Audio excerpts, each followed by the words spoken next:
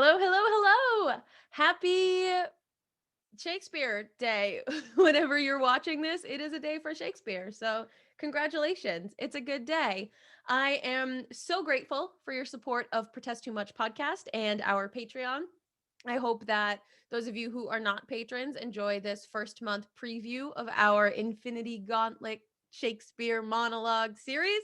It's a little bit of a mouthful now, but we'll figure it out as we go. I love thinking about auditions. I love thinking about Shakespeare characters. I love thinking about all of the different facets of a character. And I'm going to be totally honest with you. I have horrible audition anxiety. When I get in front of a panel, my heart rate is like 180 beats per minute. My hands are shaking. My vision blacks in and out.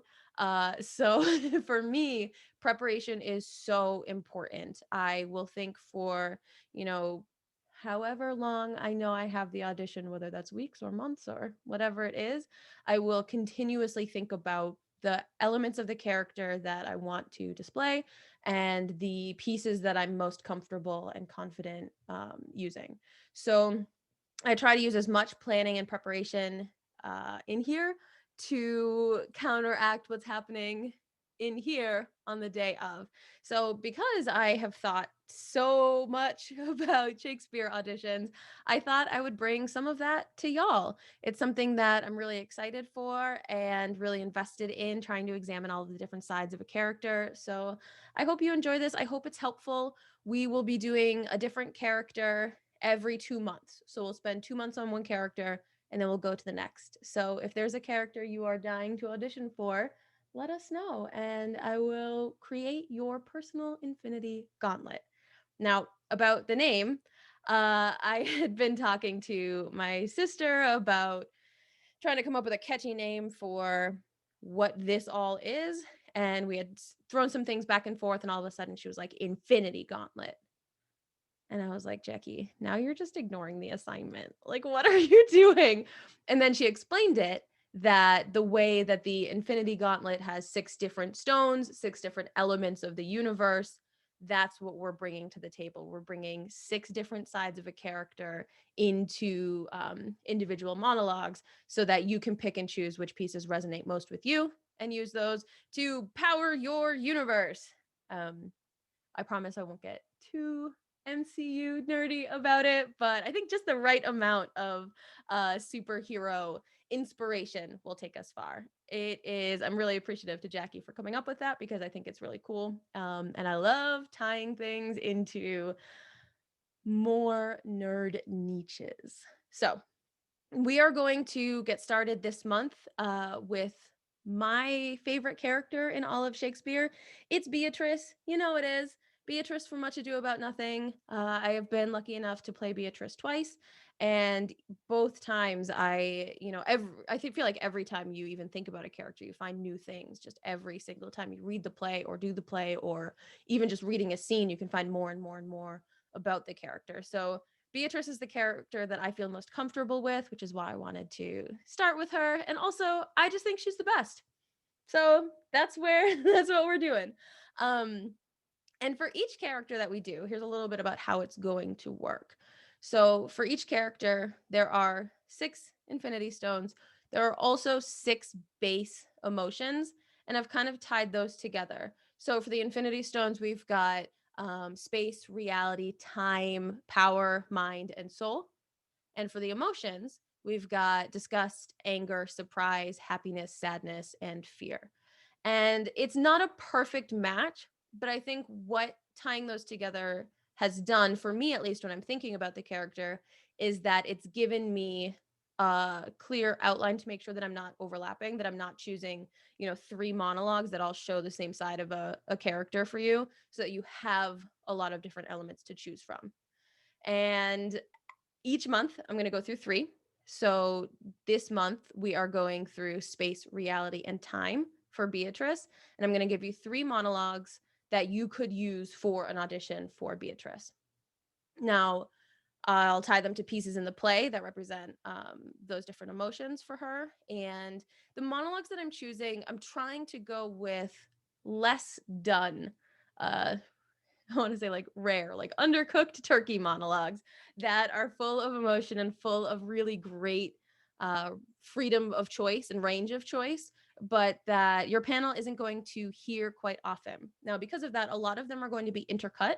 So there would be lines in between, but we've kind of like cut those and morphed the characters' lines into a monologue. I'm also going with 1 minute for a base. Most of them, there are other pieces that you could cut together to make it a longer bit, but I figure 1 minute is the most common request for an audition monologue, so that's where we're starting. Um, I guess let's get into it. So yeah, I am going to share over my screen, and I'm not going to do the thing that I'm like, okay. And as I do that, of course, I am doing that. So we've got our first monologue, and that is disgust. Now, I know that if you picture Beatrice in your head, your first thought isn't going to be, oh yeah, she is a total disgust. But like I said, we're taking this a little bit loosely in terms of what those emotions mean and how we can interpret them in the context of the character. So this is for the space stone.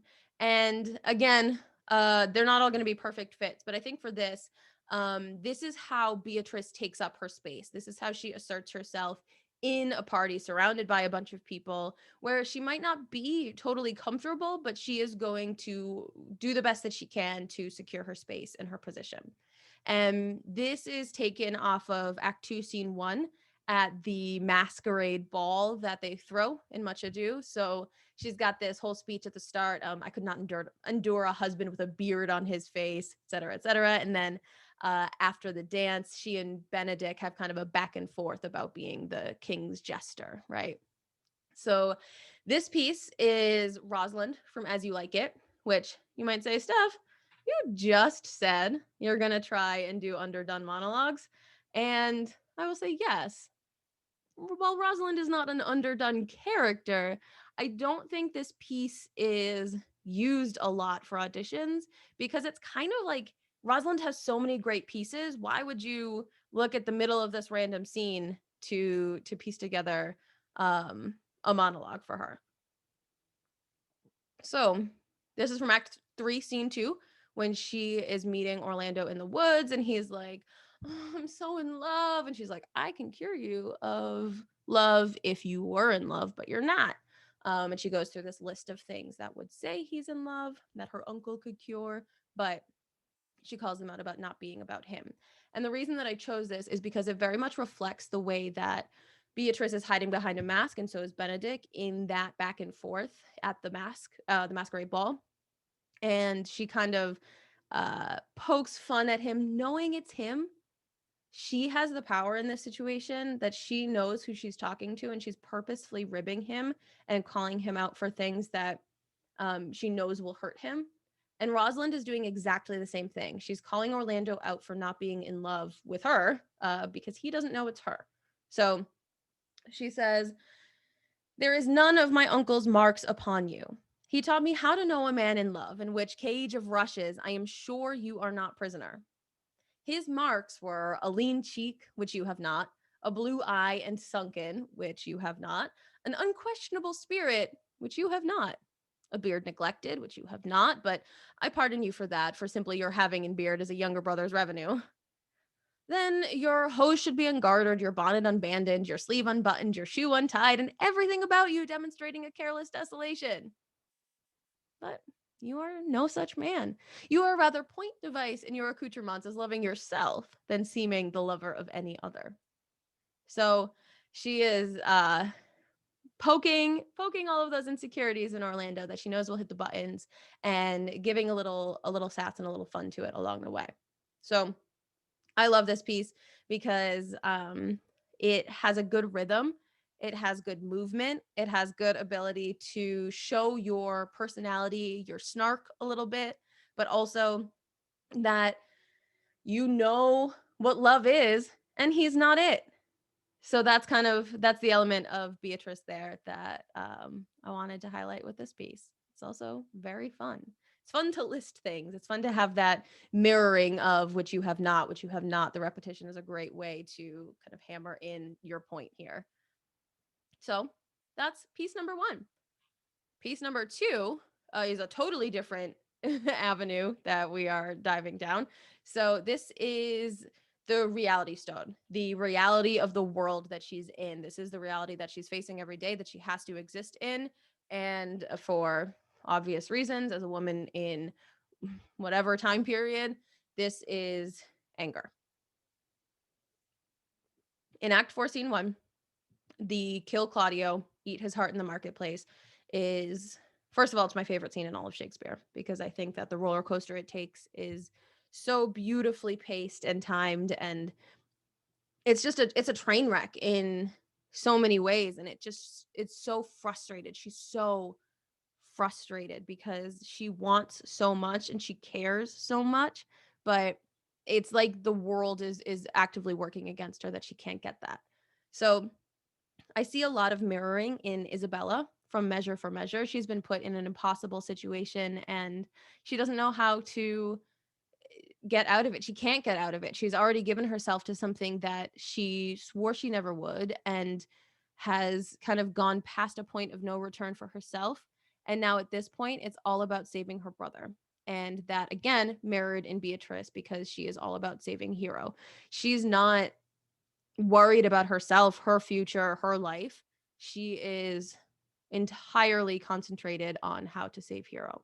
So this piece, when she is Act 5, Scene 1, she is begging for her brother's release, and nobody will listen to her. They keep trying to pass her off to other people, will plead with Angelo. Like, you don't understand. He is an absolute monster. So we've got the mirroring of Kill Claudio in that as well. So this piece is cut from 3 small speeches. Again, there's a lot of repetition in it, which I think is really helpful in an audition, because it gives you those words to really uh, focus on. And if you've got those focus words, for me at least, when I have an audition and I'm really, amping up those nerves, if I have that one word to repeat and hold onto in my head, it can kind of ground me in a space of emotion and in a space of lines, keeping all of that in mind. So this piece, this would be a really good contrast to the speech before, or even the speech that I'm going to talk about afterwards. So usually you're going to be asked for 2 contrasting monologues, and I'm going to try and give you for each of these series enough contrast within the one character choice that is possible. So Isabella in 5-1 says, "Justice, O royal duke, fail your regard upon a wronged, I would have fain said, maid. Worthy prince, dishonor not your eye by throwing it on any other object till you have heard me in my true complaint and given me justice, justice, justice, justice. O worthy duke, hear me yourself, for that which I must speak must either punish me, not being believed, or wring redress from you. Hear me, oh, hear me here. Most strange, but yet most truly will I speak, that Angelo's forsworn. Isn't not strange? That Angelo's a murderer, is it not strange? That Angelo is an adulterous thief, a hypocrite, a virgin violator, is it not strange and strange? It is not truer he is Angelo, then this is all as true as it is strange. Ay, it is 10 times true, for truth is truth to the end of reckoning."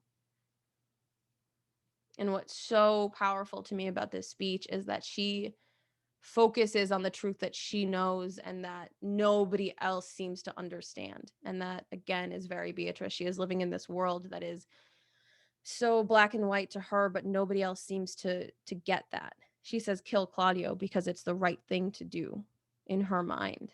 And Benedict doesn't, he hasn't lived it. He hasn't lived her life, and he hasn't lived the frustration that she has. And he can't possibly understand why she has jumped to that request.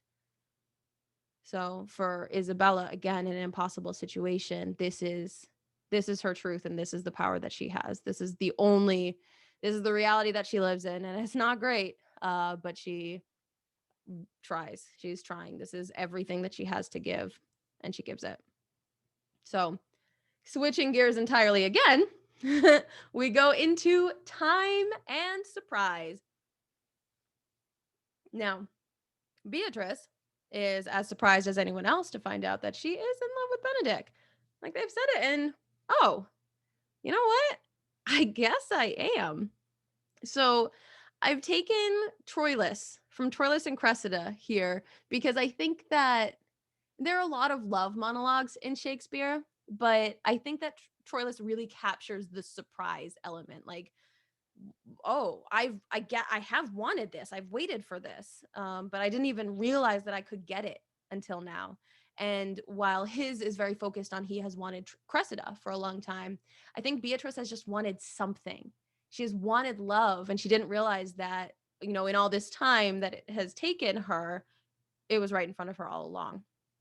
So after Troilus finds out that Cressida is in love with him through Pandarus, he says, I am giddy. Expectation whirls me round. The imaginary relish is so sweet that it enchants my sense. What will it be when the watery palate tastes indeed love's thrice repured nectar? Death, I fear me, swooning destruction, or some joy too fine, too subtle potent, turned too sharp in sweetness for the capacity of my ruder powers. I fear it much, and I do fear besides that I shall lose distinction in my joys, as doth a battle when they charge on heaps the enemy flying. Even such a passion doth embrace my bosom. My heart beats thicker than a feverish pulse, and all my powers do their bestowing lose like vassalage at unawares encountering the eye of majesty. He is afraid to be in love. He is afraid of love wrapping him up so much that he can't see through it, that it overwhelms him. And I think some of that fear should be present in Beatrice when she is, revealing her love or starting to acknowledge it, because this is an unfamiliar position for her. And it also comes with a little bit of judgment from Hero and Ursula. So she's kind of like working through that in her head, and also trying to build herself up to let this love in. So